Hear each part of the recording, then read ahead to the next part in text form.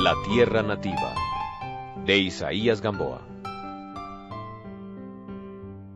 5.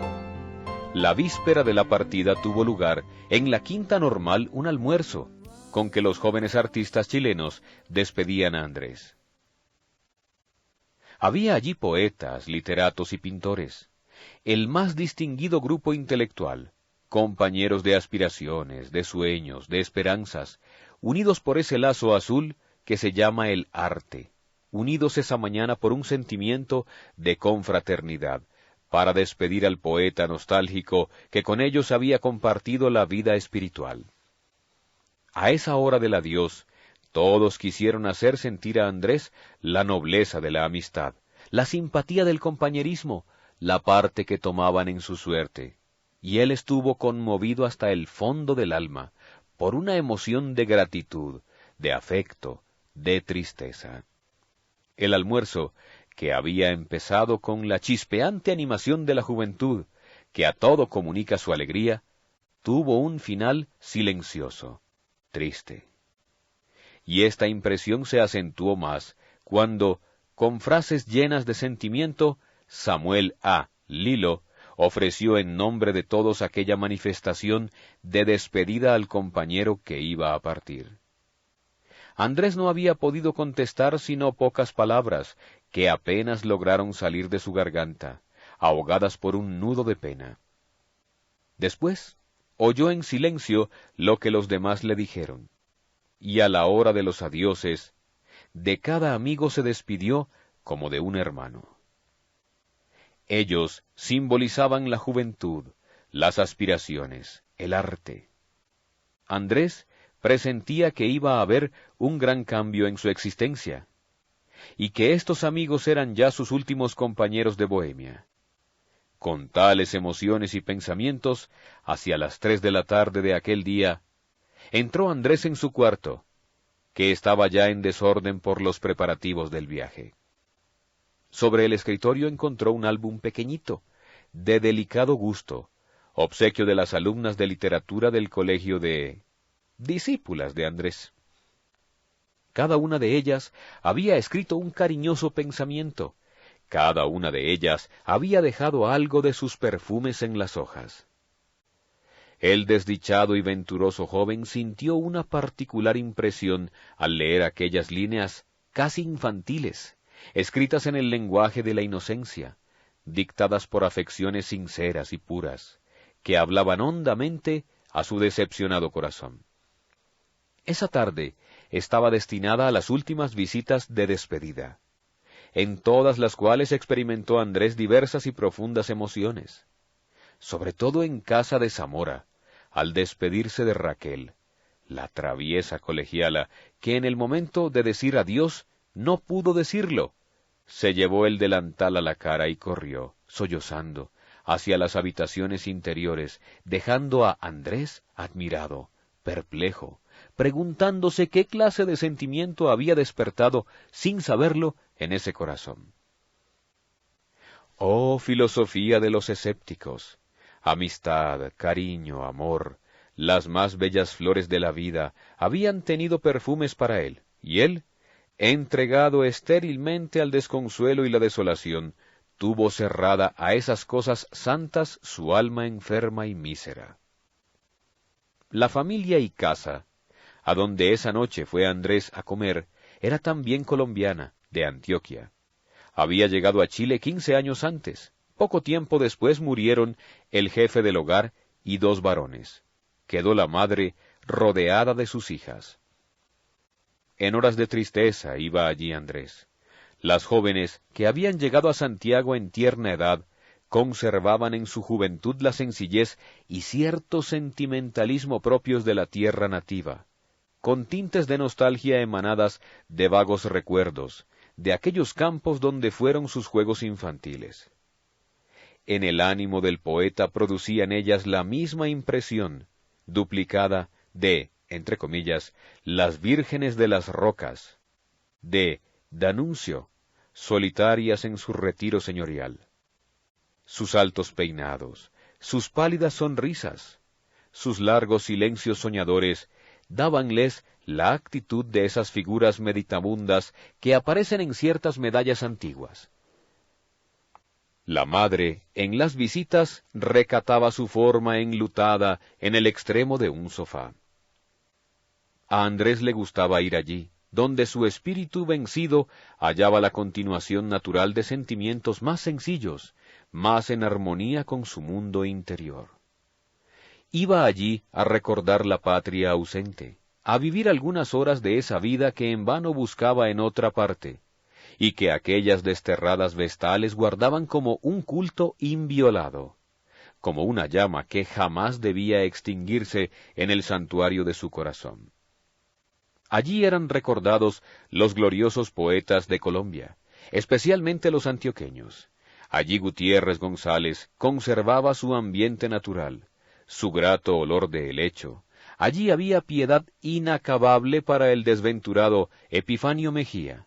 Leíanse capítulos de Emiro Castos para gustar el peculiar sabor de las costumbres que aquel escritor trasladó a su libro, y como contraste de la risa al llanto, la María de Isaacs era sentida y llorada por la 100ª vez. Animábanse esas almas pensativas al prestigio de la evocación, y luego, desde la cima de la alegría, bajaban de repente a la realidad abrumadora, como quien vuelve de un ensueño, a la realidad de los éxodos sin esperanza.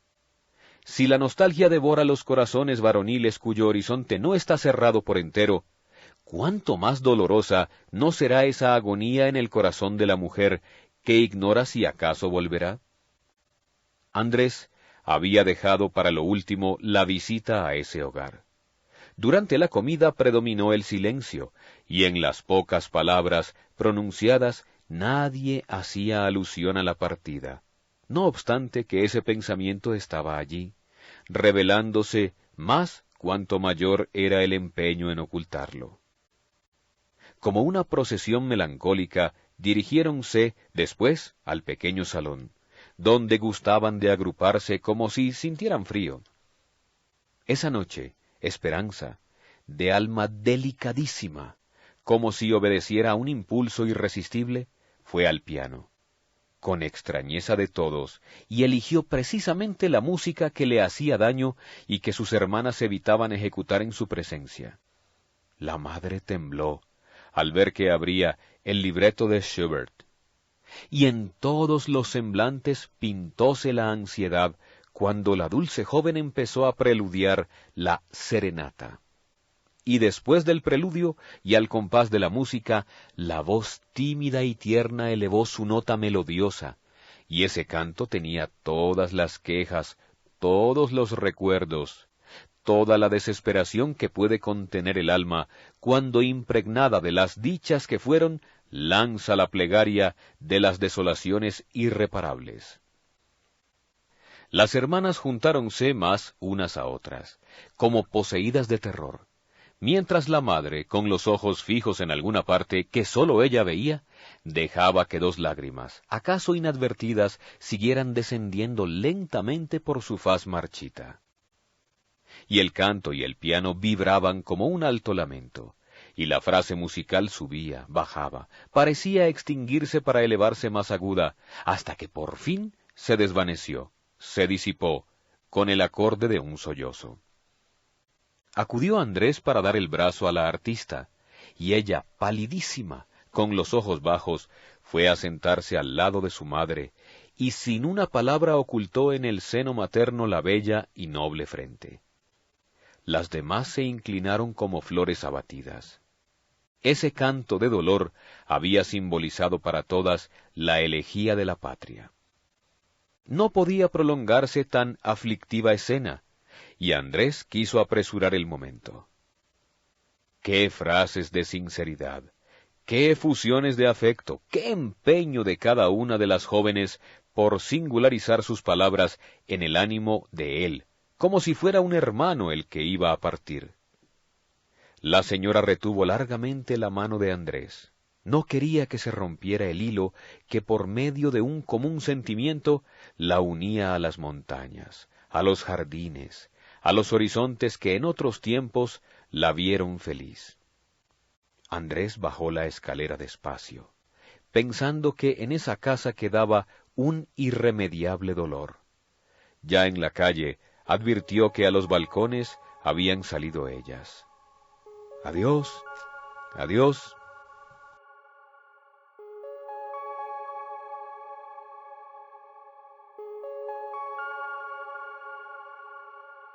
6. Cielo y mar. Los dos abismos imponentes, el uno con astros y nubes, el otro con fulgores y espumas. Arriba el silencio, la cóncava inmovilidad, con fingidas tersuras de cristal. Abajo el rumor interminable, el eterno vaivén de las olas.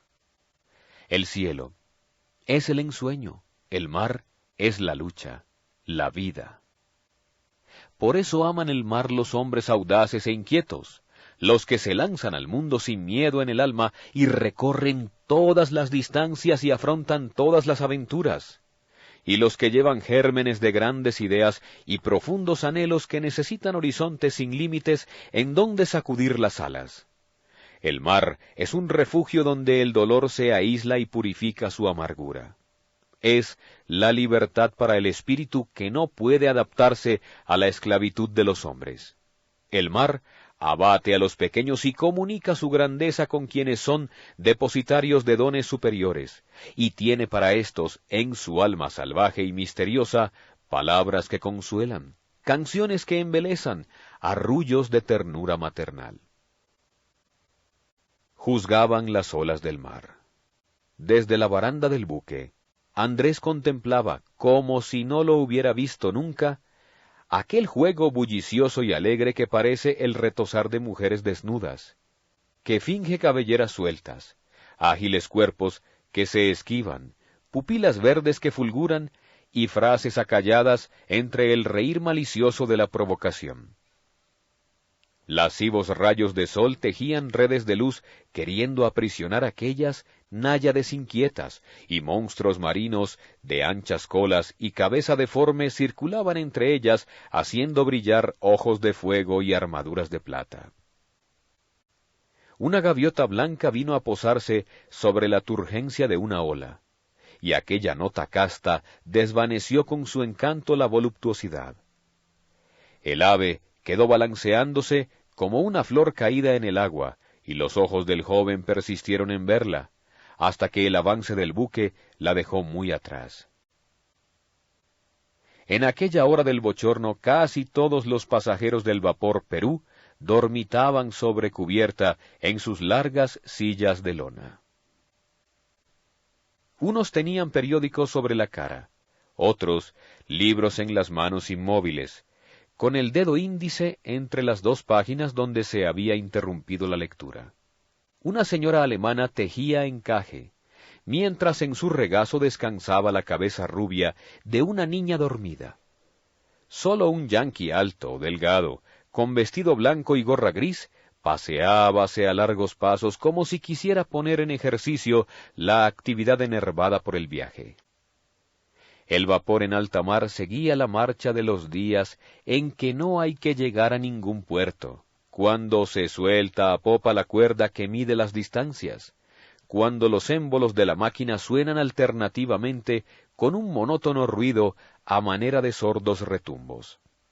Andrés fue a sentarse en una banqueta donde no daba el sol y empezó la lectura de Los vagabundos de Gorki. Entre comillas, reía el mar. La monotonía de la vida a bordo no la sentía Andrés. Para su espíritu impresionable y contemplativo, todos los detalles alcanzaban una significación característica e interesante, que se escapa a quienes no tienen el hábito de ver en todo algo digno de atención o de agrado. Cuando los vapores fondean en los puertos, hay pasajeros que llegan a desesperar porque el barco detiene su marcha, aunque sea por pocas horas. Es explicable por el anhelo que hay siempre de llegar al término de un viaje. Pero Andrés jamás sintió prisa por llegar a ninguna parte, ni aun entonces cuando regresaba a la patria.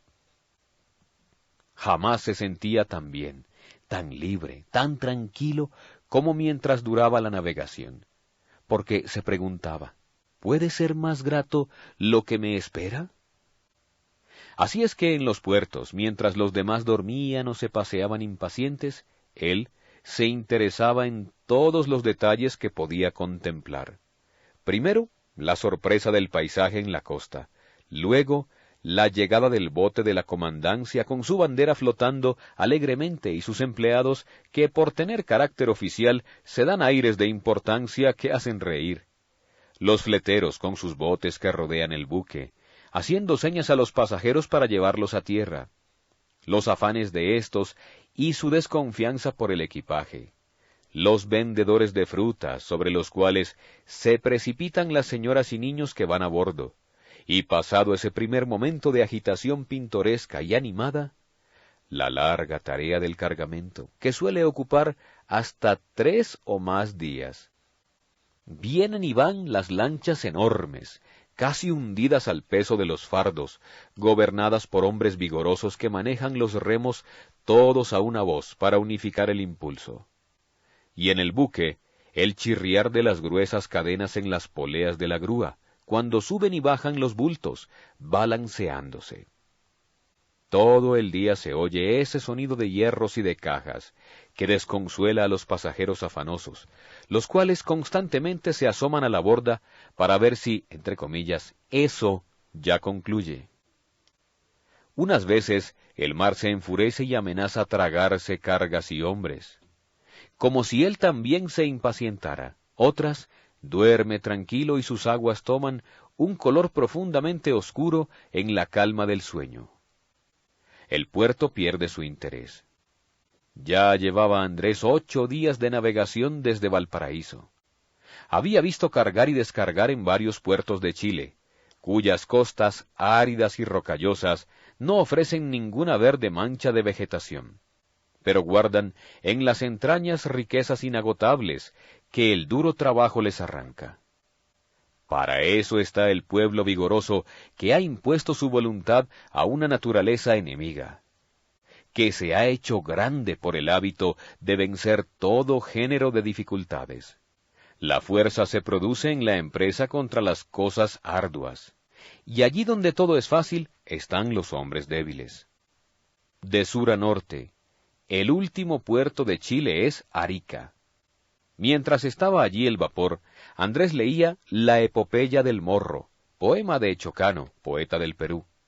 El Morro de Arica sirvió de teatro a uno de los hechos más notables de la Guerra del Pacífico. De una parte, la audacia inconcebible, de otra, el heroísmo hasta la apoteosis. La descripción de la batalla adquiere en los versos todo el interés, el movimiento, la desesperación de la lucha.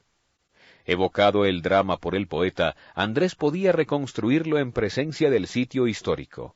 El asalto, la resistencia, el humo, los pendones, los gritos de guerra, los alaridos, el choque de las armas, las descargas, el trueno del cañón y en la última escena, la muerte del jefe peruano y el suicidio de uno de los oficiales sobrevivientes que con su caballo se avienta desde el peñón al mar. Miró Andrés el oscuro promontorio. En su cima flotaba una bandera de Chile, como si estuviese clavada allí desde el día del combate. Frenéticas olas despedazaban en las breñas la masa de sus aguas. Esa tarde, el viajero dijo adiós a la tierra chilena. Los marineros de esta nacionalidad, en tanto que el vapor se alejaba, permanecieron largo rato en la banda del buque, contemplando el puerto. Y ya lejos, con un grito unánime exclamaron, «¡Adiós, pues!». La bandera del Morro desapareció en el horizonte. Andrés se quedó pensativo. ¿No volvería jamás a Chile? Allí quedaban 2 años de su vida. En 2 años brotan flores de afecto, cuyas raíces silenciosas llegan a profundizarse tanto que al arrancarlas destrozan el pecho. ¿Por qué es triste toda despedida? Dilató la mirada doliente en la lejanía, donde quedaba la tierra hospitalaria. Pensó en sus amigos, en los hogares donde siempre había encontrado un sitio cariñoso. Pensó en las amables discípulas que al partir le dedicaron pensamientos de recuerdo. Y por último, volvió a impresionarle esta cosa tan sencilla y tan honda, el gemido de la triste Raquel. Hundíase el sol en el océano. Una nube se había despedazado en 1000 fragmentos de oro. El globo luminoso parecía alargarse a medida que iba sumergiéndose en las olas. Y las olas se explayaban en llanuras anchísimas, o se retorcían en ligeros torbellinos, o formaban montes. Tocadas por la última luz, las gaviotas eran copos de nieve sonrosada que se abatían en silencio sobre las espumas, o bien, revoloteando, rozaban apenas las ondas con la punta de las alas. La noche cayó.